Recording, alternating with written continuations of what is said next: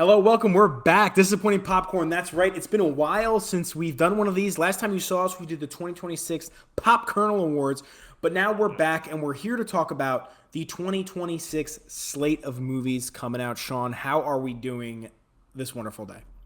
We're doing great. We're doing great. We're almost into the summer now. We Yeah. got a lot of movies to talk about, a lot of really, really good stuff coming out this year. So I'm stoked to talk about it. Yeah, it's interesting with like movie season and stuff because like I feel like this window where we haven't really done a whole lot, there's like nothing that really happens. I feel like from Yeah. the end of the Oscars until like the mid to end of May, like right now, there's nothing that really ever comes out. Like you get a rare Sinners. I know last year was a March thing, and what we're going to talk about first, lead off here, Project Hail Mary. It always feels like there's Yeah. one of these that comes out in March now that's just like nails and just rocks and will stick around through the whole summer and have legs to Yeah. get to the Oscars. I think Project Hail Mary is going to be that. Like Yeah. the way that it was beloved, again, kind of feels like how Sinners was beloved last year in Yeah. March and how it was just talked about so much. Ryan Gosling crushed it. I liked it a lot. Let's start off actually. Let's go through and give our ratings for the movie. Sean, you want to start off? Tell me what you Okay. thought. Give me your rating, and we'll go from there So, because we're going to talk about 2026 and all those movies. Let's start with Project Hail Mary. all right. All right. So I'll start out. I mean, with the score, like I dug it. I think I like sat around like an 8 out of 10. Um, so just to preface it, like I'm a big was it Phil Lord, Chris Miller fans, the directors of the movie. The Jump Street movies, the Lego movies, the Spider Verse movies. I mean, like Isn't that they crazy that they did all really, of those?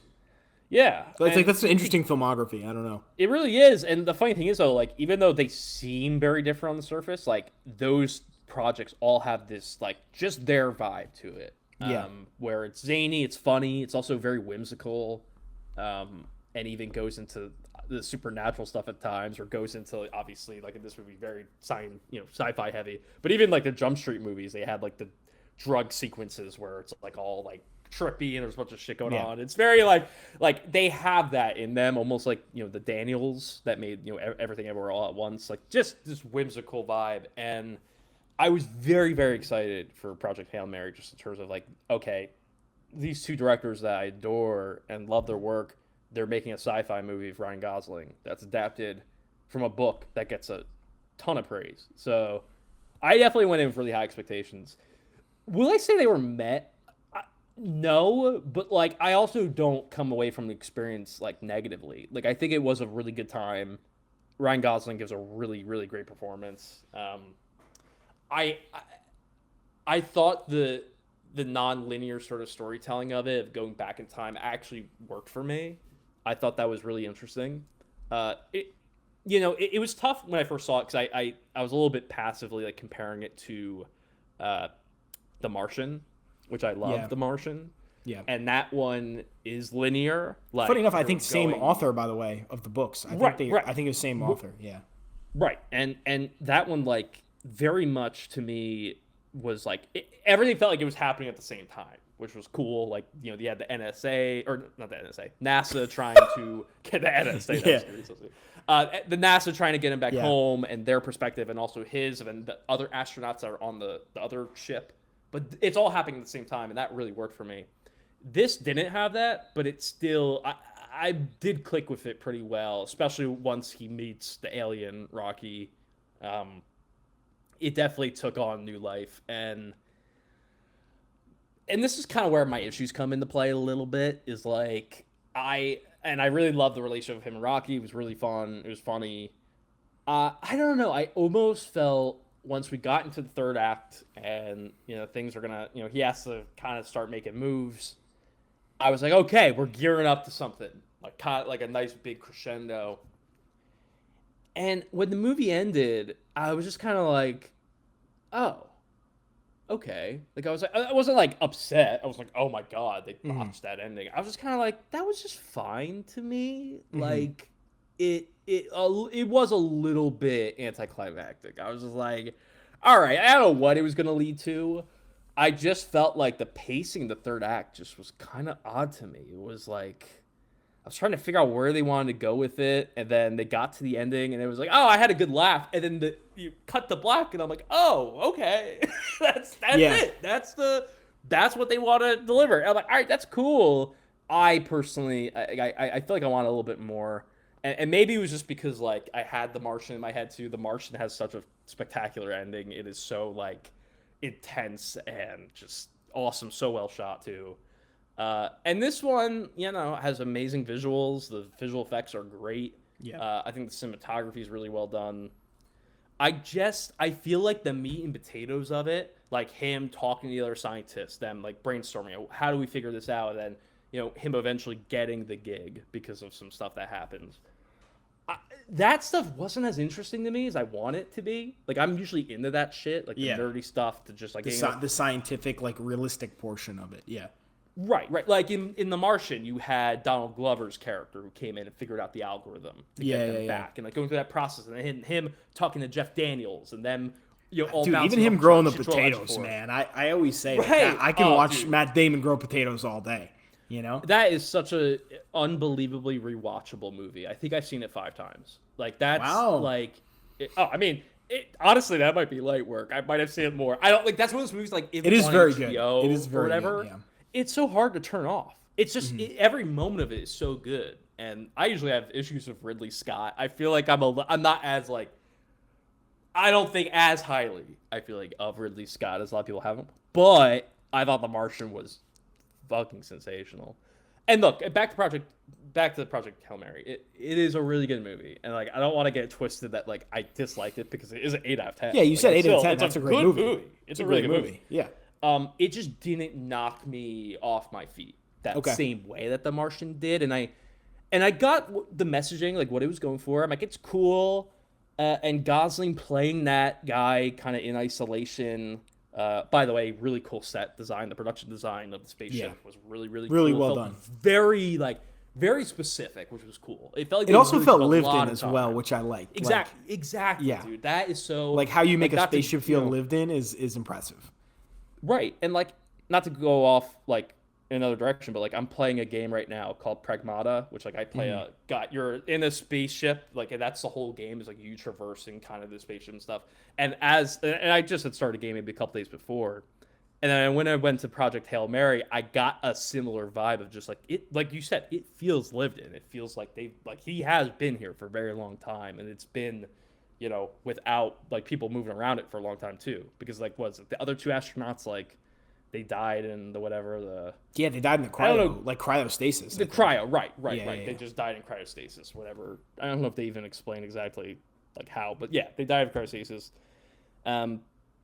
Which and like I don't want to like go off too much, but like one of the negatives I have, I feel like, is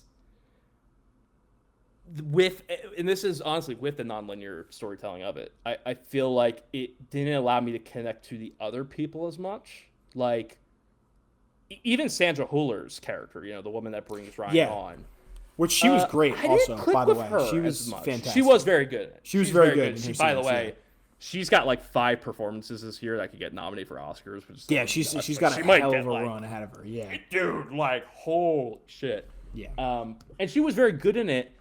I don't know though. I didn't like her parts of the movie. I wanted to latch onto, and I just couldn't. Like, I don't know what it was. I will say the one time I think I really got into it is when the explosion happens. I thought that was a really cool scene, the way they shot it and them running towards it. I was like, that was really cool.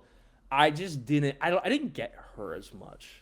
Like I was trying to figure out as a character, and I was just like. I don't know. I'm not really feeling it, and I don't know how I feel about it relative to the rest of the movie. Yeah, and like Ryan's story, like his character's story. Because there's a lot of her, like early once she's introduced. There's a lot of her, and they go back to those flashbacks a lot.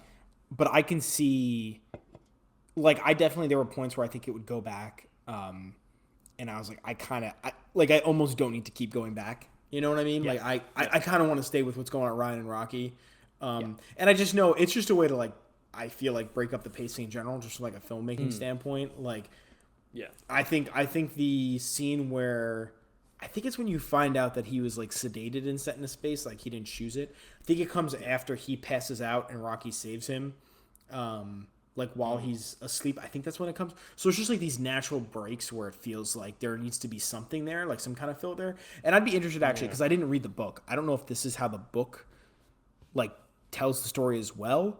Yeah, But yeah, that would be it's interesting to know. I could definitely see like so let me tie this into like my review here cuz so I gave it a 5 out of 5 on Letterboxd. But I didn't like feel great about it if that makes sense. Like Yeah, I gave it a yeah. 5 because when the movie ended, I sat there and I was like I don't really know what I could say is wrong with this movie because it's fun for all ages. I think it's very digestible. I think it's very well made. Ryan Gosling is like really magnetic in the performance, Yeah. very charismatic, very good. Like also I almost don't know if we talk about Ryan Gosling enough, which is crazy. But like dude is just so fun to watch on screen. Like genuinely from like this guy always finds a way to just be so charming and so relatable and so fun that like you Yeah. can't help but pay attention to him when he's on screen and like just fall in love with whatever character he plays.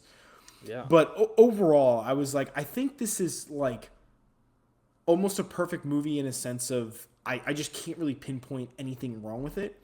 But at the Yeah. same time, I didn't walk out of it and I was like, wow, this is the greatest sci-fi movie I've ever seen. Or this is for Right. sure going to be my favorite movie of the year. Where I think that for a lot of people, it did do that. I think it's Yeah. something Yeah. that upon rewatch, I'll probably knock it down to like a 4.5 or a 4, which again is still really great because it is Yeah. very well made. I would say if anything, maybe it drags a tad in the middle a little bit. Yeah. Like that's something Yeah. that maybe jumps out to me. Like I don't want to be that guy. It's like it's too long or anything like that. But I think it does like Oh no, drag pacing wise, a little bit yeah, in the middle there. I agree. I went into the movie, I think 3 weeks after it came out, or maybe even 4 weeks after it came out. Right. So all the hype had been laid out, blew up the box office, and I liked it. I just wasn't like because at the time too, there's a lot of people saying, "Oh, this is a Best Picture contender. Like this is gonna get nominated for kind of Oscars." And I'm like, yeah, I can see some of the technical craft stuff, like visual effects and sound and score and stuff. But like, I don't know. I'm not there yet where I'm like, this is like because it was March when it came out, right? So it's like we're 3 months into the year at that point. Like we still have a lot more movies to come out. Like Yeah. a lot more shit. Like Sinners last year. And I think Project Hail Mary could do a similar thing, but Sinners felt like it was larger than like that was like everybody ever was just like That's what I'm so talking freaking about. enamored with it. Dude, a and lot of was people like, thought holy Project Hail shit. Mary. I can't tell They you how were, many but it people I didn't interact feel- with that's like, did you see Project Hail Mary? And I'm like, I didn't just even know didn't people feel were fired up about that. cultural. They were, and Yeah. I think especially with the Artemis like moon mission, Yeah. like it really aligned perfectly with that, and like people wanting to learn more about space, and especially like kids, learning about space for the first time, and them getting interested and inspired in them, like that's really cool. Right, because the movie is, like I said, fun for the whole family in a way. It's very like Yeah, palatable. yeah. Yeah. I mean, it's there are moments where it's heavy and like it actually does go into kind of grim stuff. I mean, he has a part where he's like memorializing the two people that died. But it's and never he's, too like, adult. It's holding never the too pictures. adult, I think. Right. You know? Yeah, that's It not is crazy adult, but language not or where anything. it's like, yeah. It's not like, right. and it's not something kids can't grasp, I think, where like a kid Yeah, watches that. yeah. They'll be able to grasp like that death Yeah. stuff, I think, to a certain extent. Yeah. But And I do think, and I think you're right about the cultural part about Sinners. Like, Sinners had that on its side. yeah, it felt like it was just like it became larger than just like a movie thing. Like Right. it just was like people were just like freaking the fuck out over this movie. Mm-hmm. And look, I get after I watched Sinners the second time, I'm like, yeah, I'm with you guys. This is awesome. This is gonna live forever. This one is same with One Battle After Another. These movies are just going to live forever. They're gonna be in the history books, which is really cool. It's cool to say like, hey, we went to the theaters and we're able to see these movies. And even Project Hail Mary, man, that was I saw it in the Dolby theater. Man, really cool. Like it's just the visuals were fucking stunning. I mean, they have obviously this space scenes where it's like all colorful and green. That was red, cool. all That's this- like the best visual part of the movie. gorgeous. Yeah, and now that might get a visual effects, Oscar. Oh, I next think year. it will 100% will. Either that or the Odyssey is coming out. Yeah. Dune. I'm like thinking, like, there's a Dune movie that definitely big will. for visual. Godzilla minus zero, which we could use this to segue now into some of the other movies coming out this year. A little whoa. Yeah, we'll use it to segue. A little transition. We'll use this to Paul Blart into the next section. Let's talk about you like that wordplay, a little segue. I do. Thank you. We could talk about Godzilla minus zero, which is coming out real quick. I'm fired up about that. What's really cool about it is that they have basically double the budget, I think, this time around. I think they had between 10 and 15 million for the first one, and it looked really great. Was nominated and won for VFX. It did win VFX, right? Am I correct on that? I believe so, yeah. It won for VFX and was nominated for foreign film. I don't think it won for foreign film, but I think it was nominated for that as well. It might have won both. I might be wrong. I think it might have gone snubbed for international. I might be wrong on that, but part of me feels like it maybe didn't get in. And I remember people being upset about that. Yeah, it definitely took home the Oscar, though, for VFX. Oh, yeah. I'm almost 100% sure. So, which is cool because of the budget, too. I mean, $10 million to win visual effects, that's pretty big. That was pretty major. Right. So they're going to have double that budget now, which I think the movie's going to look incredible. I think it's going to be awesome.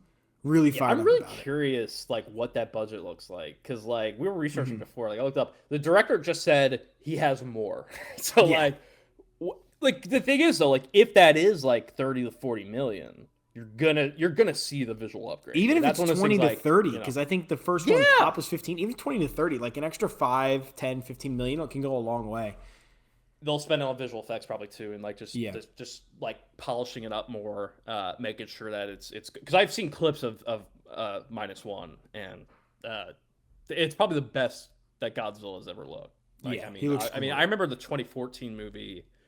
Honestly, looked really great. Like I thought the even the current ones they get a little like action movie-y, so maybe they don't carry the amount of weight that you'd see in the 2014 one. But like I think Godzilla King of the Monsters, which was I want to say that was 2019, that visually was awesome too. Very very cool. I think that's the best visual one in the franchise. That and actually Kong Skull Island looks really good. But just when you think about the difference, though, in the budget and the style of the movie that they're going for, where like King of the Monsters, Kong Skull Island, very much more like classic American kaiju monster action movies. Yeah. Where -0 is a lot more of like the old school original Gojira, like horror oriented, like heavy themes, heavy subject matter. To have it look that good is really impressive. Yeah. Because I think if you look at, like, I don't know if you've ever heard of Shin Godzilla, which is the other I've heard, yep. So Shin Godzilla, to me, I don't think looks as nice. It just looks a little bit cheesier, and I think the VFX just don't look as clean. Whereas in, like, -1, it looks very, very good. So that has me really excited for the budget being double in -0, because I think it's going to be awesome. Horror movies this year are awesome. The slate this year is incredible. I saw Hokum. I loved Hokum. Oh, right. Oh, dude, it's like Alan Wake come to life. A lot of people comped it as that. And then I went and I watched it. I'm like, yeah, this is like an Alan Wake game. Like, this is so cool. The coolest part about it, which, I mean, you haven't seen it, correct? No. Okay, so, like, the coolest part about it that I think is awesome is, like, how he finds these little items that he then uses, and it's literally like a video game. Like, he'll find, like, chalk, and then he like, keeps it, and then uses it later. He finds, like, a voice recorder, and then he keeps it and uses it. Dude, I'm like, this is so video gamey. Like, this is so cool. Right, Resident Evil type shit. Yeah. That's awesome. Which also is getting another movie this year, which looks freaking awesome. Zach Cregger, again, cooking again. It's starring the kid who played James in Weapons, yes, the drug addict. Yes. He's an awesome actor, like... The visuals look awesome, bro. Oh, dude. Like, I was stunned. Like, I mean, I knew it was going to be good. But damn, that trailer, like, when all the bodies are, like, falling in the blood. Just coming out, when they come out the door, the arms and legs are coming out the door. Oh, dude, that weird creature. Dude, it's so funny. Because I watched it on my phone, like, the first time the trailer came out. And then my dad wanted to see a bunch of like movie trailers on the TV. I'm like, oh yeah. I mean, hold on. First of all, classic dad move to be like 2026 movie trailers. Let's hit play. I mean, let's binge. Hell literally. That's a Friday I'm the night. one. I'm telling you, dude. Friday night. I'm telling you. And dude, like literally, like what's it called? Oh God, I just lost my thought. What was I saying? My dad. Oh, but the trailers My with dad. Yes, Resident Evil. Resident Evil. That scene where the weird thing comes out of the door. Like, I don't know what forever reason when I was watching my phone and it hit as much. When I saw it on the TV, I was like, "Oh shit, that's like, hey, yo. freaky!" I was like, "Yo, that's not cool. What the hell, man?" But I can't. I've been playing Resident 2 Remake recently. So good. And dude, it's so funny. Like that, the movie is like perfect for it because he's playing like this like average Joe kind of. I also guy. heard Not it takes even, place like, during Res 2, I think. It does during like And he might tie in PlayStation. as this like character, I think that like sells you goods in one of the games I've heard. He might end up being that character. Look it up if you haven't seen it. Anybody watching, and you, Sean, look it up. Dude. Apparently, there's like this salesman merchandise guy. I've only played Res 2, and he's not in Res 2. That there's this like sales guy that like wears a mask and like a hood and stuff. People are saying it's allegedly, people think this is like his origin story. Which might be made up. I don't know. I've never played the Res game, so I could be completely That off, would be really dope. Would be though. awesome. Would be awesome. I just love the concept of like throwing an ordinary Joe into this situation. Like we saw in the trailer, like he has like his inventory stuff. Like he's picking up stuff. And it just, to me, I was like, this is it. This is exactly what I want. Like you could tell Zach Kreger loves the video games. Like you could tell like he plays them and has a deep affinity for it.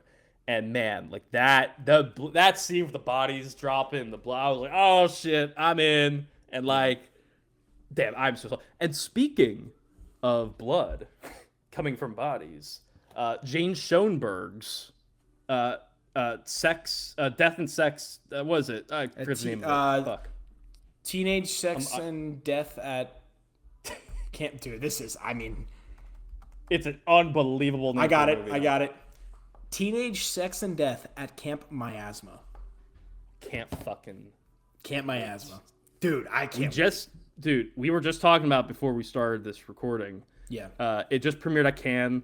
Reviews just dropped. There's only 8 critic reviews, but it has an 88 on Metacritic. That's incredible. That's big time. Only 8 reviews, but that's like, you got a couple of people that said it was like 5 out of 5. So that to me signals, okay, this could be special. The trailer looked unreal. Like the trailer had this vibe that honestly clicked with me even more than the TV glow did. And I love the TV glow. I thought that was a freaking awesome. We both love movie. the TV glow. Oh, it was awesome. We watched it. I remember that a couple days before Christmas. What a great holiday movie to watch. We watched that and Nope back to back. I did a Nope rewatch with you. Yeah. I loved Nope, by the way. Like it's one of those movies that I think about every few months just randomly. Even though I think I gave it like a 4 out of 5. Like I didn't even like adore it, but I was like, it's just so singular. Like it's so Jordan Peele's fucking thing. You want to know a secret? And that you want to know a secret of mine? Yeah. It might be my favorite Jordan Peele movie. And I'll say that after my second. I don't agree, but it's fair. I think it's fair. I think it's so overhated. Yeah. It's so good. Well, I don't understand people hating it like that. Like, dude, it's. I remember when we watched it. Yeah, I remember when we watched it. I was like, I remember like it got very mixed reviews. A lot of people said it's like the worst of the 3. Yeah. And I liked Nope, not Nope. Us. Not Nope. That's what we're talking about. Us. Us was good. Us was my favorite. I don't love Get Out as much as some others. I like Get Out, but I think it is a little like overhyped. Well, for you're what wrong, it is. But that's fine. Okay, that's fine. Right. It's like you know more about film than me, so you're right. No, you're right. No, you're actually right. No, go ahead. No, you're right. Oh yeah, don't worry. Sean, why am I here? Actually, you could just do this yourself. Actually, so. All right, I'm gonna do a dissertation on Get Out right now. So the movie's really I get it though, dude. I mean, Nope is my number 2. Like it's. I think I have it ahead of Us for sure. Don't get me wrong. It leaves a lot open in the air where it's just you just have to accept that you don't know everything about. Like what is it even about? World. Like yeah. But dude, the ending.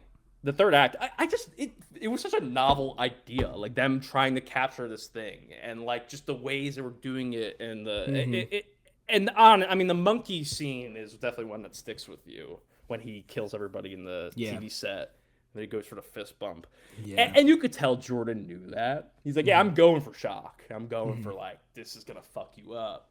But what made it better was the aftermath of it, of like Stephen Ewan's character still having that trauma and like seeing how it affects him Yeah, and and like he's like trying to bringing keep it that into persona. yeah.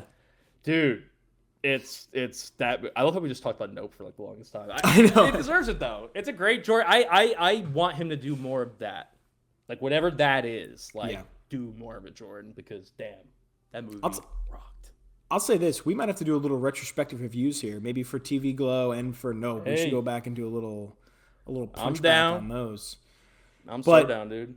yeah, I'll say like that Teenage Sex and Death at Camp Miasma looks awesome. I think it's going to be Yep. even funky. Like TV Glow already was like very funky in the way it's done. It Yeah. almost has like something I like about it is that it's purposefully cheesy in a lot of ways. Like Yeah. it purposefully captures like the way that like Power Rangers like captured things. You know what I mean? Like the Yeah. weird costumes that like are Yep. stupid and horrible, but like it works and it's done in like such a cool, unique way because it goes hand in hand with that TV show feel Yeah. with being TV Glow. Like that goes hand in hand.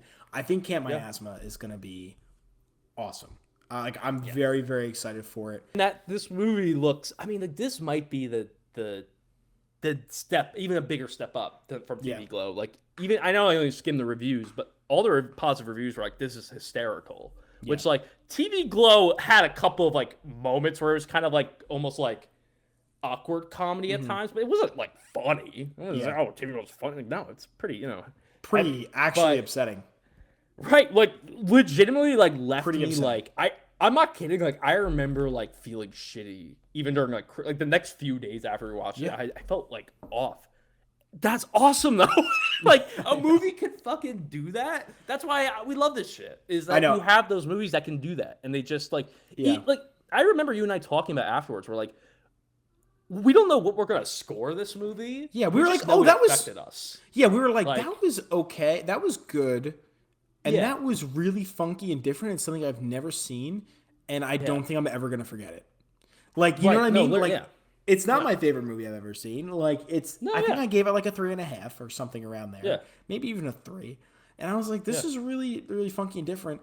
But I tell you what, that final scene in the arcade, I mean, I think about that way too often. That fucked me up. That was like one. That was fucking fucked up. bro. I know. Like that was, and they just cut it.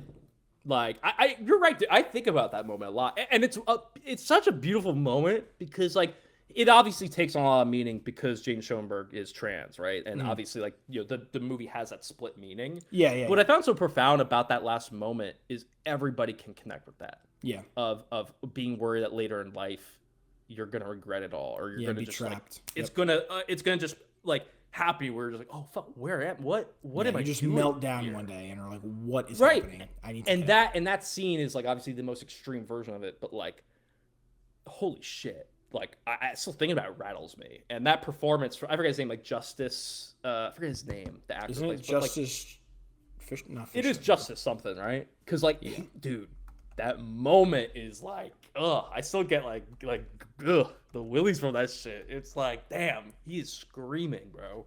Yeah. And fucking my boy Connor O'Malley, who's like Justice one of Smith. the funniest dudes. Oh, Justice Smith. Smith, yeah. Connor O'Malley plays like the arcade manager guy. Who's like the one at the end who's like, clap, everybody, clap, clap, clap, clap. And that's what triggers like the panic attack Yeah. or whatever.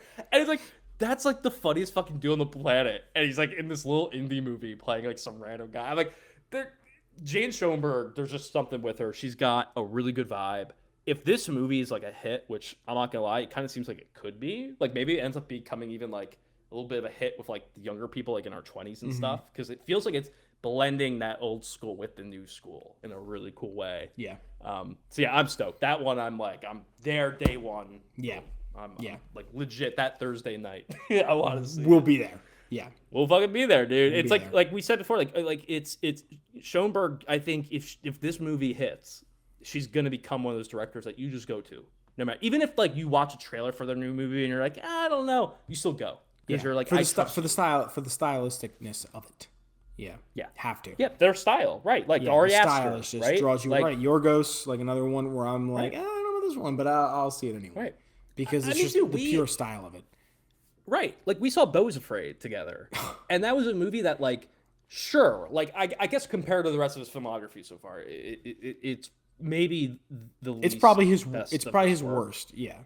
But like even that, like I'm not kidding. Like I've recently thought about rewatching it because there's a part of me I like thinking back on it and what the movie was trying to do. I'm like, man, that's pretty crazy. Like that he did this with that budget and had a monster that looks like a penis. Yeah. That's insane. That's insane. And I'm not gonna lie, like as weird as it was, I think the intended effect that he wanted to give with that actually his goal was to stress think you out and make you feel super uncomfortable, and that's how I felt when that thing wrapped up. I'll tell you that. I did not like how I felt when that movie ended. I was like, wow, I feel like I was just tortured for 3 hours. Yeah, I felt gross. I remember us walking out to the parking lot and we were just like, almost no words. There was almost like nothing to say. Yeah. I was like, what did I just watch? Yeah. But again, though, like even that, I'm happy he made that movie. Yeah. Like I'm happy. You have to make that weird shit. I'm telling you, and he had to get it out of his system. But even that, again, like we're gonna go see his new movie, and like the versatility too. Like we saw of Ari, maybe we're seeing with Jane. And I would love it. Eddington. I mean, seriously, like his movies are apparently his new movie with Scarlett Johansson. I think it is. I might be wrong on that. I think might be a comedy, which like I love that shit though. Like, don't be restricted to one genre. Do what you make the shit you want to make, and the same goes for Jane. Like, if you want to make some teenage horror comedy thing at a camp, do it. Even though it's different from TV Glow, like do it. I want to see what you got. I was gonna say, I'll say this. This movie. I'm not only am I excited for this movie, but now this is coming out and we know what the tone is and what the story is. It has me more excited for the next like 3 films that she's gonna make after this. Right. Like it has me excited for the future of her filmography. That's got me fired. Like this is confirmation. It's like we're like now I'm gonna see everything she puts out. Right. Because like TV Glow was so specific that like you could make the argument that maybe the rest of her movies just don't hit the same because that was like her big thing. At least the trailer for this new one makes me think that she's just getting started. Like this is just like that was just like an awesome debut, but man, it's just gonna keep rolling, man. I'm 100%. Stoked. That and there's so many movies like that this year, dude, that feel stylized but also just very specific, which is really cool. Like this is gonna be I think this could be one of the better years for movies that we've had in a bit. Like this has the makings of like a fucking like we got some legends coming out of the woodworks. Spielberg. Alejandro Gianritu with Digger. Nolan's got The Odyssey. Yep. Jesse Eisenberg's directing a musical comedy. We got Dune Part 3. You got Project Hail Mary. You got like you list the whole just like it really is like an awesome year for film, and I'm hoping it lands, man. I'm hoping it lands that way, that it all works out, because just from the trailers and like the people behind these projects. Like even Tony, like we got the Anthony Bourdain movie. Maybe one of my most anticipated movies of the year, by the way. Dude, after seeing the trailer, I think it might be my number one. I was excited for it, and then I watched the trailer, and I was like, wow, this is going to be incredible. That trailer was really good, dude. Like, I feel like biopic movies are tough to market in a way, because you have to have some buy-in from the audience already. Like, oh, I care about this person, or like I was a fan of it, whatever. The ending of that trailer, like low-key, like left me misty-eyed, because like, and it's funny because it did something that other biopics do, but they do it in a really corny way, where like they say their full name or whatever, like, I'm Michael Jackson or whatever. I don't know, whatever the line of the movie is. Like, hey kid, what's your name? Michael. It does hit you on Michael Jackson. Yeah, right. Yeah, it's like, dude. The ending of the Tony trailer, like this. Oh, what's your name? He's like Anthony Bourdain. I don't know why it like affected me. I was like it might have been Dominic Sess's delivery of that line too. Like he just like there's something you could just see that this is a kid that like doesn't know who he is and what he wants to be, and he's in this crazy world that he's trying to figure out. And that's I think that's what the movie's gonna go for. Is like it's just that summer in his life. Like it's not like his whole story, but that's the summer that made him. Like that's the summer that made Anthony Bourdain who he is, and the fact that we have Matt Johnson directing it and writing it, and Dominic Sessa and the actor, Antonio Banderas. Oh yeah, playing the shot. I'll say this: Dude, early come on. look for best supporting nom. I'll say that. It feels like it. I would. Hey, love it. man, I'm saying that too. I'm saying it. banking it. Both of them, Sessa We can lock and it in. Banderas. We'll lock dude. it in. I want to because Especially for I feel so Banderas, badly it feels about like that. he'll definitely. Yeah. Yeah, that feels like a lot. Banderas, I'm hoping, and just I want Matt Johnson to get like a screenplay nom or something because I rewatched Blackberry the other day, even better the second time. Like, fuck, that movie is so good. Jesus, Yeah. I'm like anything Matt Johnson makes. Again, he's one of those directors now. Like Nirvana, the band, the show, the movie, I still haven't seen yet, but I heard it's like I heard it's incredible. one of the dude. best I heard movies it's so of the funny. year. Yeah. Yeah. Like I'm so excited I didn't get to see it in theaters because I heard like the theater experience was like just awesome. Yeah. But yeah, dude, I'm stoked for Tony.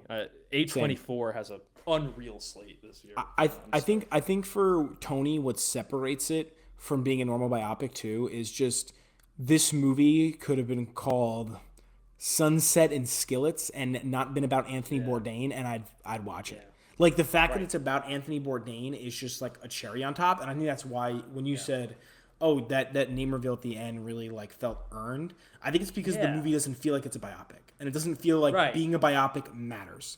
It just is like, oh, this is about a life-altering summer that this cocky kid who wants to be a journalist ends up falling in love with cooking, and then by the end you find out, oh, by the way, this actually happened to Anthony Bourdain. That's freaking sick. Like, that's awesome. You don't need to go in and be like, I'm watching the history of Anthony Bourdain here. Like, that's why I'm here. Right. It's just like a nice touch that you can watch this and be like, wow, this guy that I loved watching his show and that, we wish was still with us today. Like, that we're watching the story of his life and how it changed, which is really cool. No, you're right, and that's another element too is the fact that he's not with us anymore, and like on top of that, the fact that he did take his own life, I think adds something more to the biopic. Like I think there's not a lot of biopics about like guys that have taken their own lives. I think that just adds another element of poignancy to it too. Where like, man, like he just. And you keep that in like when I was watching the trailer, I had said back in like, Anthony. Like I loved watching his food stuff back in the day. My grandpa, was it Reservations? What's it called? I forget the show. He went all around the world and just like I remember watching the clip of him. I think it was Thailand or whatever, and just like I don't know, just the culture part of it, and just saying, hey, like we're all the same. Like we're from different parts of the world, but we all connect. We all eat with food. The same devices. We all eat food. Right. We all connect good with food and music and all this shit. And I think he had such a great read on that. Like what made food important to us and culture and people and how we connect. And I'm so stoked that we're gonna see like how that was birthed. Like how did he become this? Like where did he get that perspective from? So I'm stoked, dude. That one is like I think that's gonna absolutely crush. Like for sure. Can't wait. Now, we've mentioned a lot of good movies here. One thing before we wrap up that I do want to talk about is animated film, because that's going to be awesome this year, too. I know you're excited for Toy Story 5. I, for one, could not care less about it, but let's talk about the other animated films here. Let's talk about the other animated films here. I am a hater. It's Andrew Stanton directing it. He directed Toy Story 3. He directed some of the best Pixar movies ever. Toy Story 3 should have been the end. All right. He made Soul, Connor. He made one of your favorite movies. I do like Soul. No, that's I wouldn't say favorite I'm lying. Movie, but I do like Soul. I'm also lying. That was okay, you're a Pete liar. Doctor. That wasn't Andrew Okay, so it's funny that you're a liar and then you also like Toy Story 5. Okay, I think that says a lot. Toy Story 4 is better than Toy Story 1. Okay, maybe. Toy Story 3 should have been the end of the franchise. Honestly, I'm surprised that you said maybe. That's actually kind of like honestly, like you know what it is. I think Toy Story 3 stands so far and above the rest for me that like I can kind of care less. Okay, I not care less, but I'm a Toy Story 2 guy. You're a Toy Story 2 truther. I don't like that one that much. I like. Actually, you know what? I'm gonna take it back. Screw Toy Story 4. Toy Story 1's better, and I'll say that. I was too lackadaisical. You're right. Thank you for holding me accountable. Toy Story 4 is the best Toy Story. No, I'm not kidding. I think I said that after. That's psychotic. Yeah, you can stop. I think I literally said that. I was like, "That's the best Toy Story." Yeah, that's absurd. That's like you saying Last Jedi is the best Star Wars, which again, incorrect and wrong. I'll say that. I'll be the first to say it. Incorrect. I'll and let wrong. history be the judge of that. I'll let time be the judge of that when 10 years Well, from they're now, about everybody's to- they're like, about to Last wipe Jedi is out- undisputably the best. Like, They're about to get it's rid of definitive. the sequel trilogy from the continuity, so we'll have nothing to worry about there. Do you know how fucking stupid that would be? No, dude, it's awesome. Like- I love it. No, dude, it's awesome. I love it. I'm fine with that. The concept of like, oh, the fans didn't like it, so we literally have to rewrite fucking decades of shit Yeah, why because not? the fans didn't like it. And you know what's crazy? I guarantee I'm sorry when they redo that it, your movies didn't sell toys, bro. Shut up, dude. Shut up, bro. fuck you, dude. Last Jedi is so good. It's such a fucking bro. And I will not be the last Jedi. Come on. Dude, Come did on. they say that in the movie? I couldn't even tell you. Luke Skywalker. Bitch. That feels like love what that they feels like a Morbin time line. I'm not gonna lie. Anyway, let's talk about the animated movies coming out this year. Tangles is one that seems really good about Alzheimer's and the effect that a mother-daughter relationship seems very good. The animation style also seems very interesting, very beautiful. Seems like almost like a hand-drawn look to it. That I'm excited for. I know Yeah. we both are. Forgotten Island is one I'm excited about. Takes place in the Philippines and dives a lot into like the culture of the Philippines, made by the guy who made Puss in Boots: The Last Wish, which a lot of people really like, including myself. That's gonna be really exciting. The colors and the animation look just as good as The Last Wish, which like if you've seen Puss in Boots: The Last Wish, the colors are something that like really like pops. Like the way that the story is told via colors is awesome. And Wildwood, which the trailer just came out to today, which is May 13th. That looks really good. Like a Studios joint. Excited for all those because you know what? Animation is art. Animation is film. And if you don't think so, you're stupid. Yeah, that's. I was just having a conversation today with somebody about that. Like, it's not a genre. Like they say, oh, it's like comedy, drama, then animated. It's like, yeah, but animated movies can be comedies and they can be dramas. And they can like. It doesn't make any sense to just label it like a genre of movie. Look, Wildwood looks insane. Wildwood is one I've been keeping tabs on for a couple years now. It's Travis Knight's joint, and like. We've been hearing for a while, Laika is making a new movie. It's going to be like sort of fantastical, whimsical, but like we didn't know the story or anything. Trailer drops today. I'm like, fuck. Yeah. Shit. Like, dude, like it's one thing for it to be stop motion. It's another to like I was saying before, there's a moment where the whole army is charging. Mm-hmm. And like in the context or without the context of it being stop motion, it's whatever. It's like, okay, yeah. Soldiers are rushing. That's cool. The amount of time and like they probably spent like a year or some shit on that fucking scene. Like of all these guys having to run in charge at the same time, they literally have to fucking move every little thing or then cut. Like stop motion is like insane. The process of actually getting it to work and to look good. Yeah. Like I remember watching Anomalisa, Charlie Kaufman's movie in 2015, like the behind the scenes of it. And this is like an hour and a half drama, like human drama. It's not obviously like Wildwood where it's fantastical. There's all this happening. And literally like they said like for a 30-second scene, it took like 8 months or whatever. And I'm like, fuck off. Like that is like you are doing something insane. That's where the artistry comes into play, right? Like when we talk about animation's art, stop motion's even almost more so. Like there's just such a handcrafted, obviously, element. So much of a to physical element to it, you know? Exactly. Like you feel it. And watching that trailer, you fucking feel it, dude. Like I was like, this could be. I said it before. Like this could be a Best Picture nominee. Like I think like we don't get a lot of animated films in Best Picture. Like we got it with Toy Story 3 and maybe a couple others too. But like this to me just feels like, oh, this is like not just really cool animation and all that. It's like the story it's telling too seems really fascinating. Like a labyrinth type deal. Like the girl has to find her brother in the fantastical land. Like it seems a little bit like that, but even like I don't know. It feels even like grander in scale. Like it feels like there's this whole world, and I'm like, man, I just want to be in it, man. I just want to like watch. I want it to just come out today. I think it's one of those movies like I saw the trailer for, and I'm like, I just want to go see it. Like this is you gotta so, love Laika, like, man. You gotta love Laika. Oh, dude, are you kidding me? Are you? Yeah. They did Paranorman, right? Paranorman, Kubo and the Two Strings. I didn't see Kubo. I never saw Kubo and the Two Strings. I've heard it's good. I've heard I haven't good seen things. it as well. I've heard it's really good. We should watch it because We should watch it. We like their stuff. Like Yeah. Laika is even the movies that don't work as much for me, it still is like the craft they're putting into it. It's like there's no that's one what else makes it doing special. it like them. Yeah. Yeah, there's no one else doing it like them, which is really really cool. And even like that, there's like dude like we have what's the other one? The other animated. Oh, well, you said Tangles. Yep. The Alzheimer's movie. You know, Hoppers like just came out. The Pixar movie. Yeah. I really liked it. I have maybe slight issues with it, but like it was really good Pixar movie, and I think it's a great movie for kids to introduce into these ideas. And then Forgotten Island sounds really cool. That's another one. Like Forgotten Island, been talked about for a couple years now. DreamWorks is making this really big project. Like it's a new IP. What is it going to be?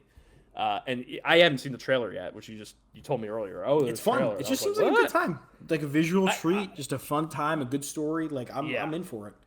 Yeah, I'm really excited for that one. And just a little bit of a dark horse for animated.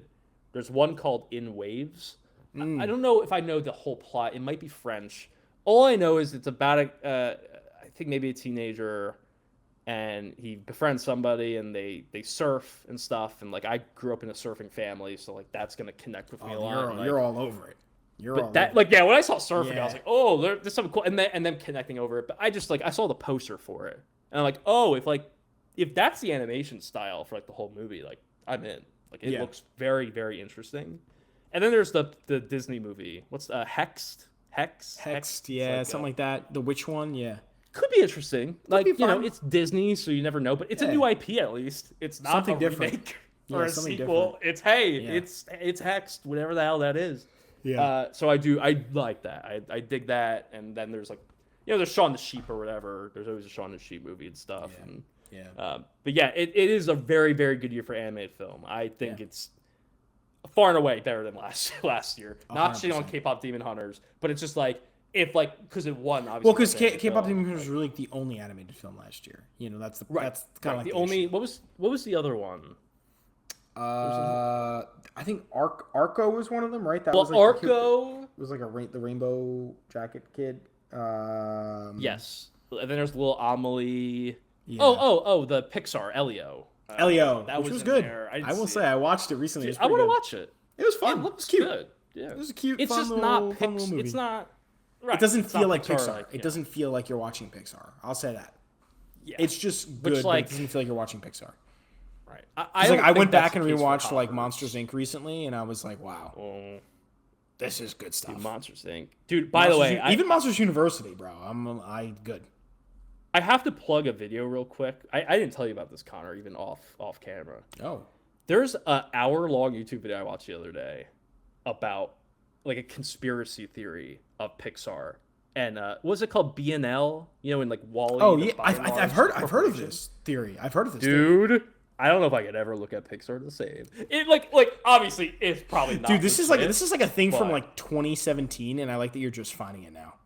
Dude, no, he just uploaded it. I think it was just like a new. Well, maybe he added more to it because I heard there's stuff in Hoppers that like there's stuff in the background of Hoppers on the chalkboard that like the Wally robot's and the dog collar's there. Is it from like 2017? It's from like 2017.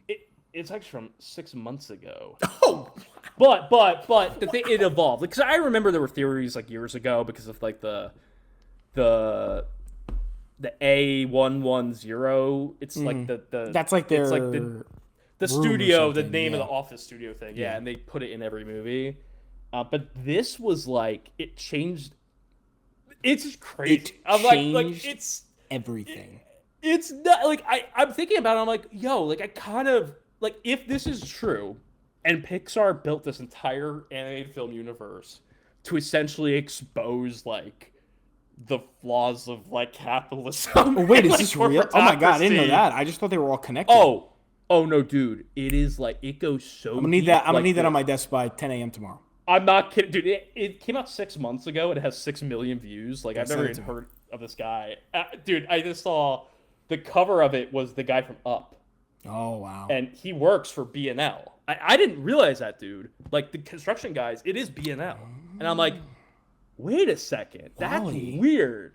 And by the way, their whole argument is like for the Up is that they forced him out of the house or whatever. Yeah, I forget exactly the reasoning, but like there's this whole bit like they wanted to get him out of the house like, but not like just because they wanted the property. It was like for their conspiracy. Dude, it fucked me up the other night. I'm gonna get my best by 10 a.m. tomorrow. Dude, literally, you should, because like the first 5 minutes of it, I'm like, oh, it's a joke and it's funny, and then he just keeps going, and I'm like, wait, that is. And then you buy in. But all I'm gonna say is, you're definitely not gonna see Cars the same way anymore. Oh wow! That's all I'll say. Oh wow, dude. And not only that, you want to know what movie connects with Cars? Soul. That's all I'm gonna say. Okay. Dude, trust me, you're gonna laugh. It is, dude. It is so good. It's like, holy shit! Like I can't watch Pixar anymore. And let me tell you this, and everybody at home watch it. Yeah, everybody at home watch it. And I'm gonna tell you one thing. And I'm gonna leave this off. Look up what the original plot was for Cars 3, and that's gonna blow your mind. Ladies and gentlemen, thank you so much for sitting here with us today, listening to us talk to you about the upcoming slate and some of the movies that have come out already. We're excited to keep diving into reviews and diving into more content this year as 2026 rolls out, because it's going to be a great year for film. So thanks for hanging with us. We'll see you again. See you guys.